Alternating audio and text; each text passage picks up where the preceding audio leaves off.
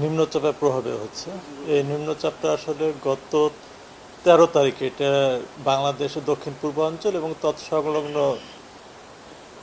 উত্তর পূর্ব বঙ্গোপসাগরে একটা লঘুচাপ তৈরি হয়েছিল এবং পরবর্তীতে ওই লঘুচাপটা ওই দিন বিকালে কিন্তু নিম্নচাপের রূপ নেয়।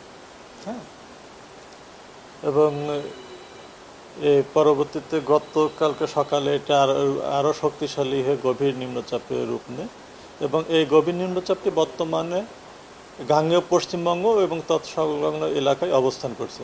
এই গভীর নিম্নচাপের প্রভাবে কিন্তু সারা দেশের, বিশেষ করে দেশের দক্ষিণাঞ্চলে কিন্তু ভারী থেকে অতি ভারী বৃষ্টিপাত অব্যাহত রয়েছে এবং ভারী বর্ষণের আশঙ্কায় কিন্তু আমরা গত 10 তারিখে বিকাল 4টায় একটা ভারী বর্ষণের সতর্ক সংকেত জারি করেছিলাম। সেখানে আমরা বলছিলাম 11 সেপ্টেম্বর সকাল 10টা থেকে পরবর্তী 72 ঘন্টায় খুলনা, বরিশাল এবং চট্টগ্রাম বিভাগের কোথাও কোথাও ভারী থেকে অতি ভারী বর্ষণ হতে পারে এবং সেই সাথে চট্টগ্রাম বিভাগের পাহাড়ি এলাকার কোথাও কোথাও ভূমিধসের সম্ভাবনা রয়েছে।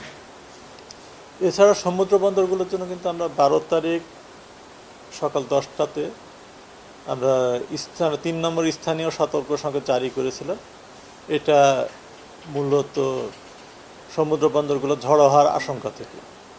পরবর্তীতে কিন্তু যখন এটা নিম্নচাপের রূপ নিল, আমরা কিন্তু তখন আমাদের সাগরে বা উত্তর বঙ্গোপসাগরে যে মাঝার নৌকা ও ট্রলারগুলো থাকে সেগুলোকে কিন্তু আমরা নিরাপদ আশ্রয়ে থাকতে বলেছি এবং এখন পর্যন্ত কিন্তু তাদেরকে নিরাপদ আশ্রয়ে থাকতে বলা হয়েছে। তবে এখন যে অবস্থা দেখা যাচ্ছে যে আজকেও কিন্তু সারাদিনই বৃষ্টিপাতটা কম বেশি অব্যাহত থাকবে এবং আগামীকাল থেকে বৃষ্টিপাতের পরিমাণটা কমে আসবে।